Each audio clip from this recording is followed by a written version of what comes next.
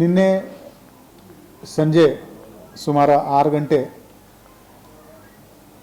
ಬರ್ಮ್ಯಾನಟ್ಟಿ ಊರಲ್ಲಿ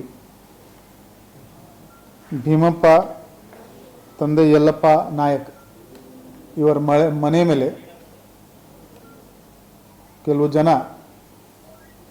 ಹೋಗಿ ಅವರ ಮೇಲೆ ಒಂದು ಮಾರಣಾಂತಿಕ ಹಲ್ಲೆ ಮಾಡಿದ್ದಾರೆ ಮತ್ತು ಅವರ ಪ್ರಾಪರ್ಟಿಗೆ ಕೂಡ ಡ್ಯಾಮೇಜ್ ಮಾಡಿದ್ದಾರೆ. ಅವರು ಇವತ್ತು ದೂರು ನೀಡಿದ್ದಾರೆ. ಆ ದೂರಿನ ಆಧಾರದ ಮೇಲೆ ನಾಗರಾಜ್ ಬಾಳಪ್ಪ ನಾಯಕ್, ರವಿ ಬಿಜ್ಗಟ್ಟಿ, ಈಶ್ವರ್ ಶಿವಪ್ಪ ಮತ್ತು ಇತರರು ಇವರ ಮೇಲೆ ಪ್ರಕರಣ ದಾಖಲು ಮಾಡಲಾಗಿದೆ. ಇದರಲ್ಲಿ ಯಾರಿಗೆ ಬಾಡಿ ಇಂಜುರಿ ಇಲ್ಲ, ಆದರೆ ಪ್ರಾಪರ್ಟಿದು ಸಾಕಷ್ಟು ನುಕ್ಸಾನ್ ಇದರಲ್ಲಿ ಆಗಿದೆ. ನಾವು ಈಗಾಗಲೇ ಒಂದು ಸ್ಪೆಷಲ್ ತಂಡ ಮಾಡಿದ್ದೀವಿ. ಇದರಲ್ಲಿ ಆರೋಪಿ ಯಾರ್ಯಾರಿದ್ದಾರೆ ಅವರಿಗೆ ಬೇಗನೆ ನಾವು ದಸ್ತಗಿರಿ ಮಾಡ್ತೀವಿ. ಇತರರು ಅಂತ ಹೇಳಿದ್ದಾರೆ, 10-15 ಮಂದಿ ಇದ್ರು ಅಂತ ಹೇಳ್ತಾ ಇದ್ದಾರೆ. ಕ್ರೂಸರ್ ಗಾಡಿ ಇತ್ತು.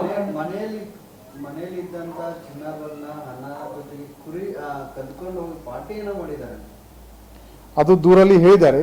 ಎಲ್ಲ ಈಗ ತನಿಖೆನಲ್ಲಿ ವಿಚಾರ ಹೊರಗಡೆ ಬರುತ್ತೆ.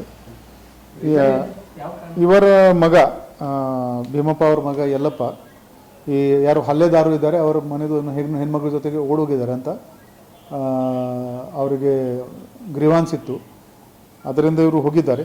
ಯಾರು ಕಾನೂನು ಅವರ ಕೈಯಲ್ಲಿ ತಗೊಂಡಿದೆ ಅವರ ಮೇಲೆ ಖಂಡಿತವಾಗಿ ಕ್ರಮ ಆಗುತ್ತೆ. ಇದರಲ್ಲಿ ಯಾರ್ಯಾರು ಭಾಗಿದ್ದಾರೆ ಅವ್ರಿಗೆಲ್ಲರಿಗೂ ದಸ್ತಗಿರಿನೂ ಮಾಡ್ತೀವಿ.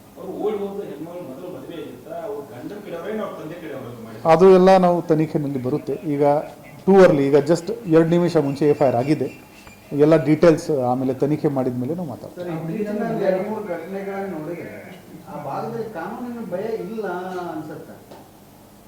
ಇದು ಫಸ್ಟ್, ಈಗ ಫಸ್ಟ್ ಟೈಮ್ ನಾನು ಕೇಳ್ತಾ ಇದ್ದೀನಿ.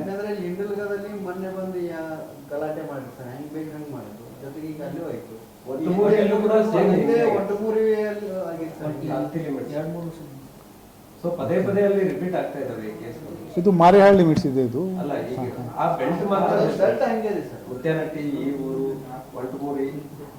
ಇಲ್ಲ, ಇದು ತಕ್ಷಣವೇ FIR ಆಗಿದೆ.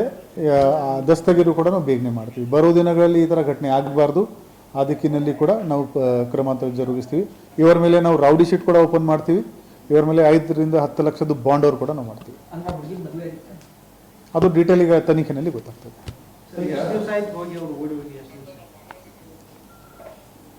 ಘಟನೆ ನಿನ್ನೆ ಆಗಿದೆ ಇದು ಹೊಡೆದಾಟ. ಅದು ಬಾಕಿ ಡೀಟೇಲ್ಸ್ ತನಿಖೆ ಆದಮೇಲೆ ಹೇಳ್ತೀನಿ. ನೋ ಐಡಿಯಾ, ಈಗ ತನಿಖೆನಲ್ಲಿ ಗೊತ್ತಾಗ್ತದೆ.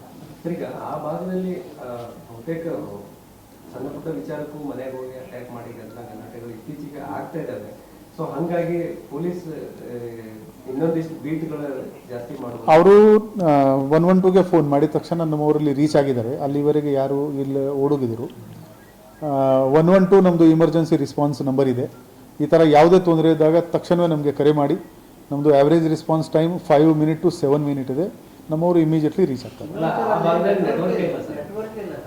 ಹೌದು, ಸ್ವಲ್ಪ ಜಾಗ್ರಫಿಕಲಿ ಕೆಲವು ಜಾಗಗಳು ರಿಮೋಟ್ ಇರೋದ್ರಿಂದ ನಮ್ಮ ರೆಸ್ಪಾನ್ಸ್ ಟೈಮ್ ಸ್ವಲ್ಪ ಅಲ್ಲಿ ಡಿಲೇ ಆಗುತ್ತೆ.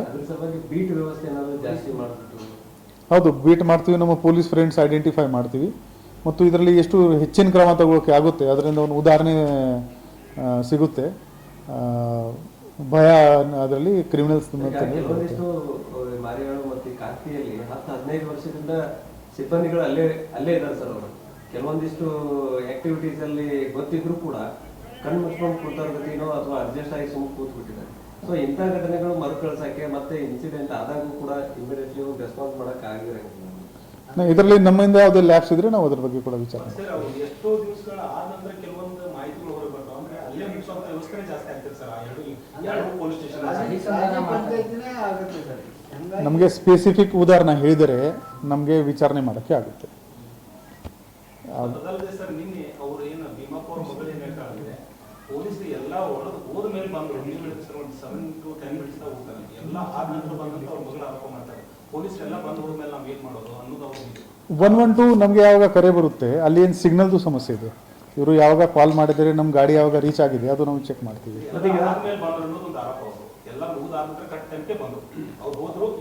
ಕಾಲ್ದು ಟೈಮ್ ಮತ್ತು ಅರೈವಲ್ದು ಟೈಮ್ ನಾವು ಚೆಕ್ ಮಾಡ್ತೀವಿ. ಪ್ರತಿದಿನ ನಾನು ಬೆಳಿಗ್ಗೆ ಚೆಕ್ ಮಾಡ್ತೀನಿ ಆ್ಯಾವ್ರೇಜ್ ಟೈಮ್ ನಮ್ಮದು ಎಷ್ಟು ಇದೆ. ಆ್ಯಾವ್ರೇಜ್ ಟೈಮ್ 8-9 ನಿಮಿಷ ಮೇಲ್ಗಡೆ ಹೋಗಿಲ್ಲ. ಇದರಲ್ಲಿ ಕೂಡ ನಾವು ಚೆಕ್ ಮಾಡ್ತೀವಿ. ಸರ್ ಮಿಸ್ಸಿಂಗ್ ಕಂಪ್ಲೇಂಟ್ ಏನಾದರೂ ಆಗಿತ್ತು ಅದು ನಾನು ಚೆಕ್ ಮಾಡಿಸ್ತೀನಿ.